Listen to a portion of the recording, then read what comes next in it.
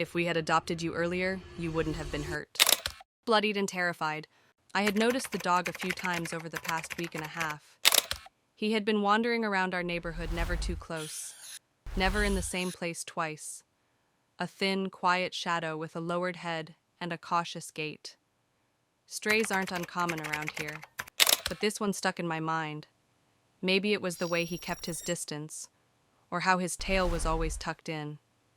Then, on the 10th day, I saw him again. This time, something was clearly wrong.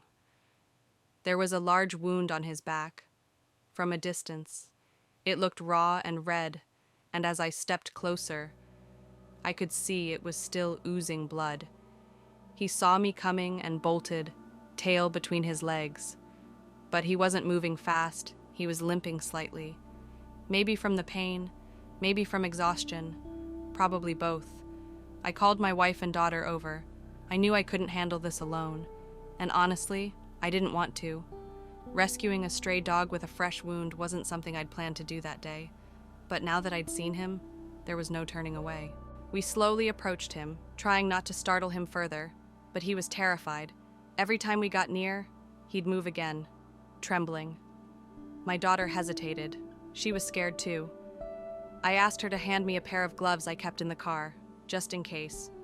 She didn't want to come close. She tried to toss them to me. I told her it was okay, that she could walk over. My wife stood with her and encouraged her gently. Eventually, she did come closer, and we all moved slowly toward the dog again. I could see it now. This poor dog wasn't just scared. He was frozen in fear. He was trembling from head to paw, and his eyes darted in every direction. I told my daughter to grab a cardboard box from the house. I thought maybe we could use it to carry him. My wife helped her, and together they came back, both trying to be brave. But the moment the dog saw more people gathering around, he panicked. I crouched down, speaking softly to him, putting on my gloves. "Come on, buddy. It's okay now. We're not here to hurt you." He didn't growl, didn't bark, just watched us with wide, terrified eyes. When I reached out and touched him, he didn't flinch. He just stood there, trembling. His body language was submissive. No resistance, no aggression. I took that as a good sign. Slowly, gently, I scooped him up and placed him into the cardboard box. He didn't make a sound. My wife looked at him and said, "Let's keep him." We loaded the box into the trunk of our car. Under the sunlight, the wound on his back looked even worse. It was deep, and it looked painful. My daughter sat next to the box, stroking the edge to comfort him, whispering softly to him all the way to the veterinary hospital. At the clinic, he was still shivering. His body was tense, and he didn't touch the food we put in front of him. The vet cleaned the wound, gave him a medicated bath, applied ointments, and put an Elizabethan collar on him so he wouldn't lick the injury. He didn't make a sound the whole time.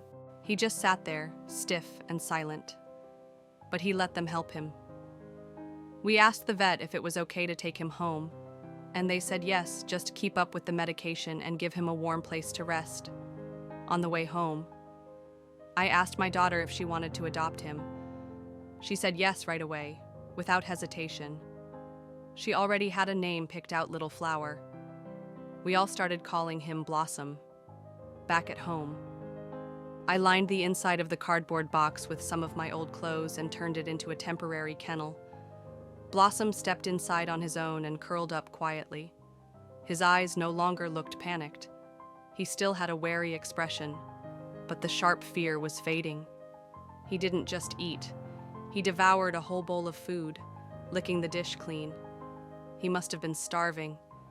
Even when I stood near him, he kept eating. He wasn't scared anymore. After he finished, he climbed back into the box and didn't want to come out. Maybe it was the warmth. Maybe it was the feeling of finally being safe. That night, I whispered to him before going to bed, "Sleep well, Little Flower. You're safe now." The next morning, he was still sleeping when we woke up, I don't think he'd had a proper rest in days. Maybe longer. His breathing was steady, relaxed. After he got up, we treated his wound again. He tensed at first, but calmed down after a bit. My mother, who came to visit, remarked how much better his back looked already. I noticed something small but important when we applied the medicine. His tail stayed tucked tight, but right after, it wagged. Just a little, but it meant everything. Later that evening, my daughter took Blossom out for a walk. He got startled by my shadow and jumped, which made us all laugh. He was still a long way from fully trusting the world, but he was trying. By day 4, the wound had scabbed over. Blossom had more energy. He started showing interest in snacks, especially the ones in my daughter's hand. Even after finishing his dog food, we joked about how greedy he was. On day 6, we prepared a new space for him, a proper outdoor cage, shielded with cardboard to keep out the wind. My mom was especially worried he might be cold at night, but Blossom didn't seem to like the cage. He wouldn't go in. Instead, he chose to sleep next to it, curled up on the ground. By day 7, I went out and bought a warm, soft kennel just for him. I placed it in the same spot, hoping he'd feel comfortable enough to use it. Still, he refused. No matter how much I coaxed him, he wouldn't go in. He slept right next to it again. He was still shivering. I couldn't tell if he was cold or just remembering his time outside, still afraid to let go. That look he had, the same one I saw the first time I found him, came back. Like he didn't know if this was real. Like he didn't dare believe it. Then, on the 8th day, I got up and looked out the window. He was sleeping inside the kennel. It was tilted a bit, like he had pushed it around before crawling in. I didn't care. That was the best thing I'd seen all week. He kept sleeping like that every night, his head resting on the edge, his body completely relaxed. He was starting to trust us, one night at a time. By day 25, his wounds were almost gone, and soft fur had started growing over the scars. On day 37, my daughter tried to put him in her little toy car and drive him around. His expression was priceless, clearly unimpressed. He didn't bark or whine, but we could tell he wasn't enjoying the ride, probably wondering what kind of humans he'd ended up with. 2 months after the rescue, Blossom had grown from just 4 pounds to a healthy 7 pounds. His back was fully healed. The hair had come in completely. He looked like a different dog, happier, brighter, and now he's one of us. We didn't plan on getting another dog. But sometimes, these things just happen. A scared, broken dog shows up, and you end up building a space in your life for him. Blossom's part of the family now.